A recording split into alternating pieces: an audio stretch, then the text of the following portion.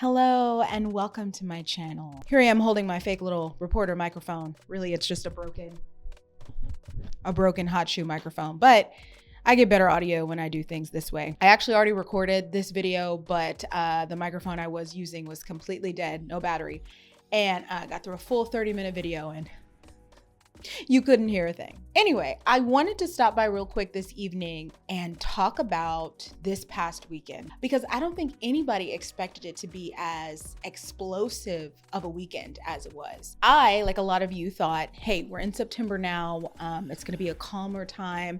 We've had kind of a wild year, but September is when we're gonna calm down and settle. All the retrogrades are ending, or so we thought. Now everything is gonna start making sense and kind of coming together, and September is gonna be smooth. And then we get to last weekend, and it was officially the weekend of breakups. I don't know what happened. We started off real strong and real painful, at least for me, with Jeannie Mai and Jeezy. Every time something happens on the internet, I quickly understand what side I'm on and whether or not I'm safe to give my opinion about a certain thing depending upon that side. And sometimes I don't care. Sometimes I'm like, I'll just say what I want to say and deal with the repercussions later. But for the most part, if I feel like I'm way out of the loop, I don't say nothing. And with the Jeannie Mai thing, initially I was like, ooh, did I call this wrong? Because I felt bad for her.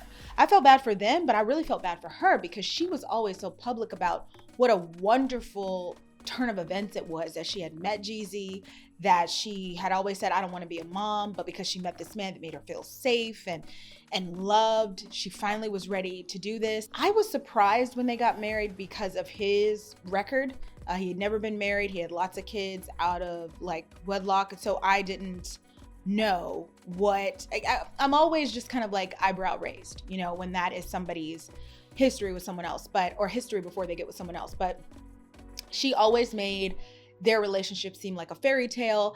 She was doing this travel series with him online. In fact, TikTok was so messy because when the divorce was announced, all of a sudden her videos started getting pushed. And this video about a trip that they took to Vietnam, it was so beautifully shot and it looked like it was such a spiritual and emotional adventure for her. That started getting pushed out. So I was under the impression that it was a great relationship and she was loved and everything was going well. And I was also under the impression that we were rooting for them. We were all rooting for them. And then the breakup happened. And people started talking about a clip that she put out a couple years ago where she said this. Loved black guys, yeah. I did. But for me, dark meat on the side, white keeps me mean and lean. You know, that's why I married white man. That's what I like. Hold up. What do you mean, dark meat on the side? Because she lightweight offensive. I'm not. I'm saying like I really do think black men are attractive. I do. Like that's my. Well, what do you mean, dark meat on the side? That means, honey. You know what that means. Wait, what are you reading it as? Ain't nobody. How did you say it? I'm just saying, like, when I think about men, I like dark men. I do. You like your main man to be white and your side piece to be dark.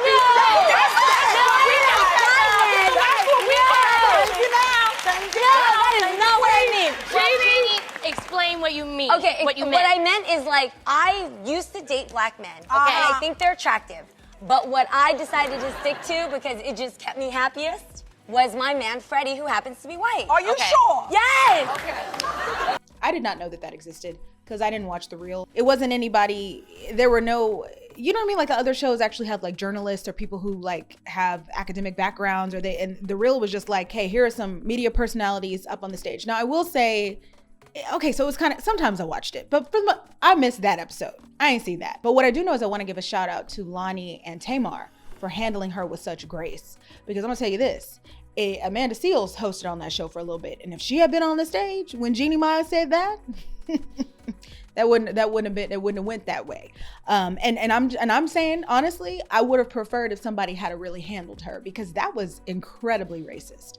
Like, have your preferences, whatever, but don't ever put it like that. Don't ever put it like that. That was a very tough moment and it really could have went either way. So it is what it is. But she was very out of line to make that comment.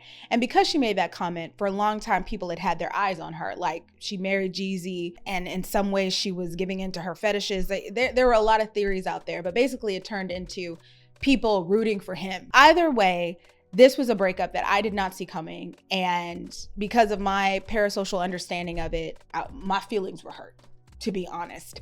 And initially the reactions that were being given, I didn't know if I wanted to talk about it because I was like, I liked them. But then I started to see more people talk about how they had liked them as a couple and they'd had high hopes for them. So regardless, didn't expect it. And that story is what started off our weekend of breakups. The next breakup that came through, the next breakup that was announced was Teyana Taylor and Iman Shumpert. And I hope I'm saying his name right. I will say this, they have always been an incredibly sexy couple. When they got together, it was like, they look good together. And then remember, like, she gave birth like in their apartment. She has such a, like, physically speaking, both of them are in just great shape, but she like gave birth in their apartment and their daughters look like dolls. Literal dolls. But I will say they have always been followed by rumors and allegations of cheating. And there was even kind of a very serious story and a very serious situation going around where people suspected that Teyana had actually ended up in the hospital because of her attempt to manage her stress and her emotions in response to Iman's ways.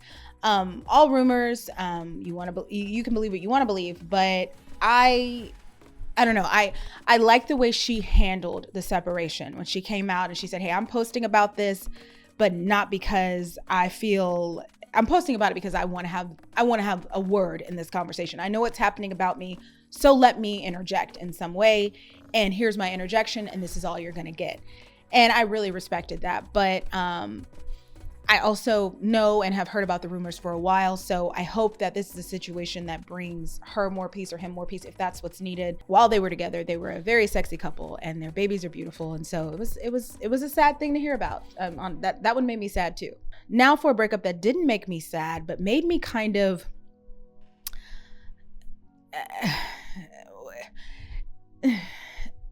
I won't say I saw it coming because I did not see it coming, but I will say that I'm not surprised about what brought it on. And I'm talking about Jackie and Josh from Love is Blind season 4, really the season that keeps on giving. Oh my gosh. A couple of weeks ago, I posted my reaction to the After the Altar episodes. And I talked about how I don't hate Jackie and Josh. So if that's what you wanted to see, you shouldn't watch my recap. And a lot of you all were like, bet, I'm not watching this. But yeah, I don't hate them. I don't think that he's absolutely extremely toxic just because he has a cauliflower ear and an earring and he went in the bar and was drunk or doing whatever. I recognize that this is reality TV and people are told to punch things up. I also don't put Marshall up on a pedestal, which a lot of people still do. A lot of people still say, oh, he's emotionally mature and he's this and that, and completely disregard the absolutely messed up things he said to Jackie, completely disregard Marshall's own accountability that he's taken about himself. Like, I had a lot of growing to do before I even went on that show, and that show showed me some things that I don't like about myself and I needed to figure out. But people are still like, no, you can have flaws, Marshall. You don't have an earring. So because I feel like Josh was given a lot of criticism, especially because he ended up with one of the villains of the show, I didn't want to just add on to that. So when I gave my recap, I looked at the situation that they were in with their other co-star or cast member, Monica, and I said, to me, it makes sense why she can't be friends with Monica anymore, because Monica and Josh have bad blood. If Monica and Josh have history, then Monica can't be comfortable in the friendship. Josh can't be comfortable in the relationship. You're gonna have a situation where your friend comes over and your man always has to leave the room. Now, they could work on this if they wanted to. They could have, but I also understand Josh not wanting to because of how scalding social media was to him at that time, and Monica being related to that process. I can understand him or anybody that was considered a villain on that show wanting to cut ties with anybody they dealt with on that show and never wanting Netflix to call them again. I can understand someone being like, you know what, you're associated with this thing that actually wasn't so great for me, so I need you to leave me all the way alone, leave my relationship all the way alone, or else I need to leave everything alone. Like, I get that. I'm not saying that's where he's coming from, but that's the perspective that I put it in when I found out that the reason why they broke up, according to Jackie, was because Monica wanted to talk. Jackie went and talked to her, and Josh said, you know what, I'm done. I get it. And I think about it this way, because I think, first of all, people hate Josh. And also people tend to hate men.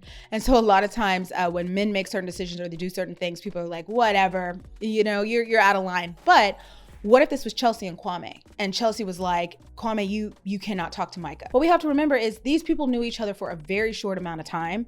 And so it's not like you're asking someone to cut ties with somebody that they knew for years and years and years because, well, I'm in your life now, so you have to say goodbye to them. These were literally people who had been engaged to each other, who had slept with each other. And your other significant other is saying, hey, things ended badly, or I don't like the way that things went with you two. For us to be healthy, separate yourself from that. If the roles were reversed, everyone would be like, oh, yeah, of course. But because the roles aren't reversed, people were like, oh, well, we always knew Josh was toxic. We always knew Josh was controlling. Now, I will say, for the record, that when he went in and they were getting that house together, he did not seem like he was very nice to her. Like he was very excited to be in the house. I also know that once again, we're looking at TV. He may not talk to her like that all the time. I tend to err on the side of let's not judge. Let's not do that right away, because I know what it's like to say something on camera and people are like, oh my God, you're this horrible, terrible person. And then they meet you in real life or they see you in another video and it's like, oh, you're not so bad. So I tend to just want to apply a little bit more nuance to situations. But I'll be honest with you all, when they were moving into that apartment, I was very uncomfortable. I was like, I don't need to be a part of this. He doesn't seem excited about this new beginning. He doesn't seem excited about being in it. Like, he doesn't seem excited about this. I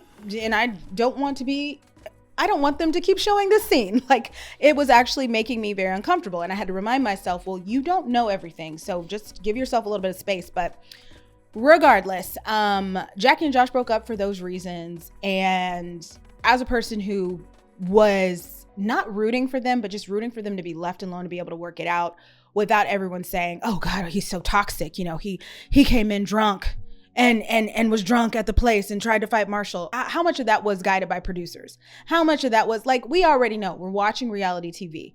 And he tried to fight Marshall. Marshall tried to fight him when they was in the pods. Do you guys remember? Marshall and Jackie were talking and Jackie was like, there might be somebody else. Marshall came out of those pods like ready to fight.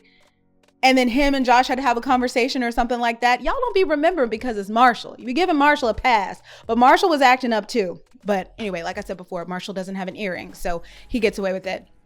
Moving on, they broke up. Whatever you think about them or don't think about them, that is your prerogative. Here's something I don't understand, though. I do not understand why Jackie got on live and gave this explanation. I was told by him. I ended up having a conversation with her, and then that's the reason why we broke up. Still sick about it, low-key. I love that man. I was like, damn, I had all these life plans with you, you know? And then you just don't even care. And I'm like, that's crazy. Like, over a conversation with somebody that it don't matter. I think one of the biggest lessons you can learn when you start doing stuff on the internet is you will have a better time if you're putting things out and you're doing things and you're communicating with people that like you. And if you find that the audience tends to be kind of volatile towards you, you might want to be quiet. You might want to keep certain things to yourself, especially something like this. This relationship, I wouldn't have told a soul. Me and Josh would have been broke up for 4 years before I said, oh yeah, we're not together anymore. Now, of course, the secret was going to get out, whatever. But going on live and talking about it and giving people that satisfaction, I would have been in my casket before somebody heard me talk about my breakup. After the way that the social media responded to them in the first place and all the hate she was still getting, up until like right after the altar came out, people were writing in her comment section, he doesn't love you, he doesn't. And then you get on live and you talk to these same people. Who do you think is following you? This is one thing you have to realize when you're on any kind of social media platform. People that follow you are not just the people that like you. It's people that really don't like you that be following you just so they can keep an eye on you. Okay, which I don't understand, but that's what people do. I do not know why this girl got on live and started telling her business, like whatever, but she did. And the responses are what you can imagine they would be. Here, I said what I said, and I meant what I said.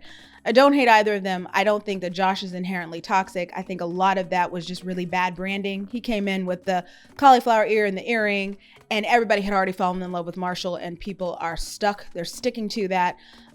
Jackie, I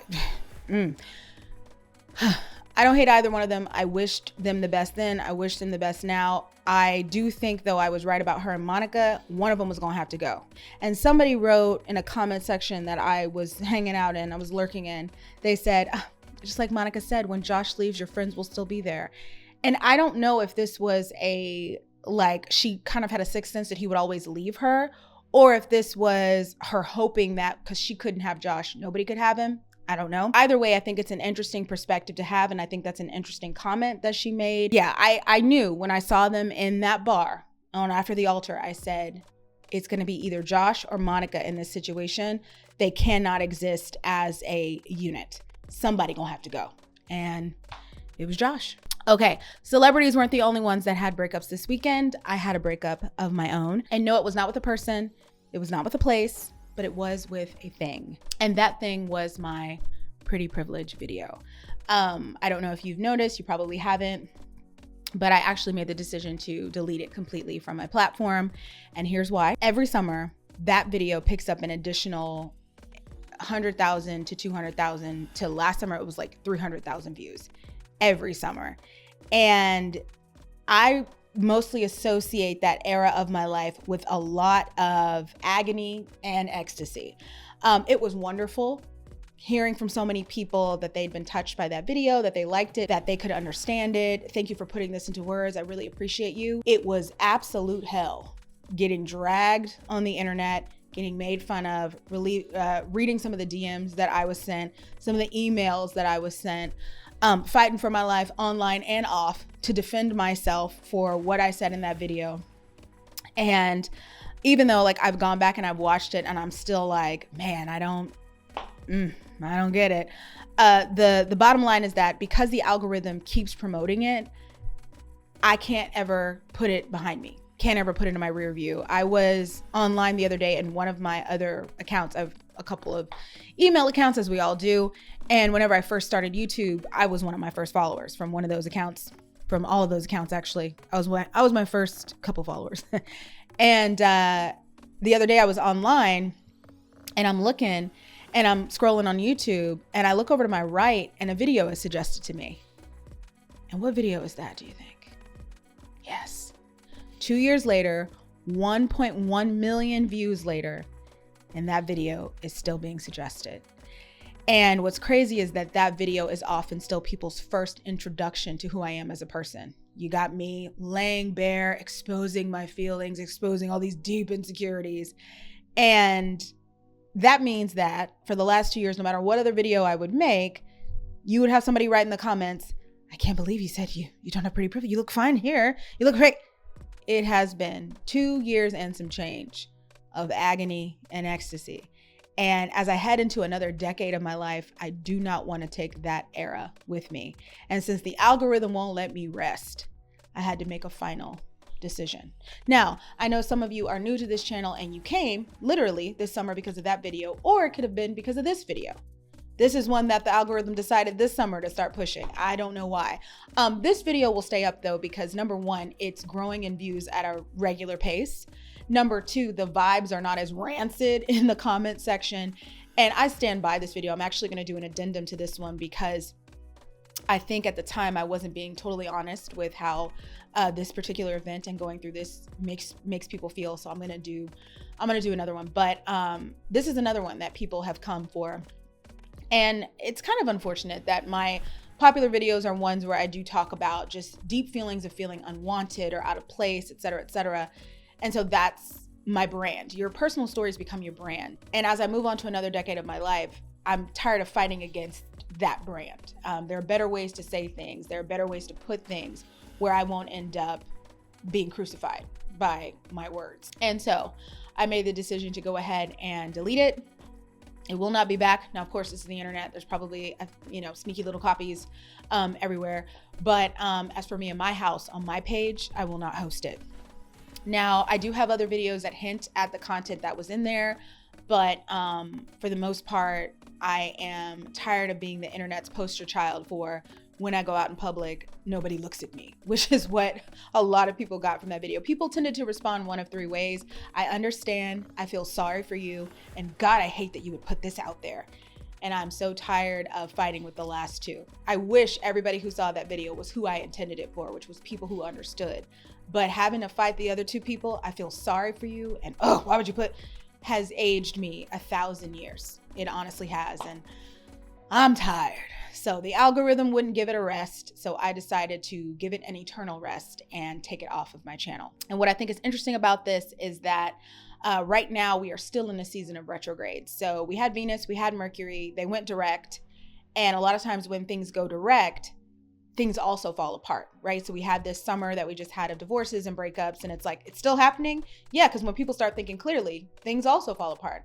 But we're also in Uranus, we're in Jupiter, which are about how you want to expand, how you want to move forward. And I'm very much thinking about those things right now. And so I said, in 10 years, if somebody was to encounter your channel and they clicked that button that said popular videos and that video came up, would you be okay with them coming across that and coming across that comment section? Let's say in 10 years, some kind of way you've become wealthy, you've married someone, you have adopted triplets, you live in a large palatial mansion on the coast of the sea, and people can come back to this video and they can read that comment section. Your kids can read this. How are you gonna feel? And the answer was not good. And I know there are people out there who say, oh, well, it really helped me, it helped. And that's a tough decision that the creator sometimes has to make, because what good does it do if I'm helping 1,000 people, but it's really hurting me, hurting my reputation, hurting my feelings. You guys aren't there when I have to defend myself. You're not there when I go out in public and it is what it is. One more thing, today I went to Kava and I walked in and I realized that whenever I walk into a new place, I always kind of take a breath and kind of cringe up a little bit. And I do that because I'm like, is anybody gonna recognize me and ask me about the video? Because that's what my life was like for the first 2 years of doing YouTube. And immediately after I cringed up, I relaxed my shoulders because I remembered, what video? You took it down. So unless they had seen it in the past, there's no algorithm that it's gonna bring them here. You have the opportunity to have a completely clean slate. Now that particular flag that was flying over your YouTube existence and experience has ceased to fly. It's gone. You can breathe easy. Now, these people probably didn't know me anyway. Literally no one looked up, but I realized in that moment, that's the kind of anxiety I've been walking around with for 2 years. Please don't ask me about that. I do not want to get in an argument about it, or I do not want you to break down in tears right here at the dinner table. And that's been my experience for 2 years, and I'd like very much to be excused from that. So that was my breakup for September, and so far it feels good. Please feel free to let me know what you think about these celebrity breakups. If you had any of your own, you don't have to tell me. You don't have to put that out there if you don't want to, but you can. And as always, thank you for watching.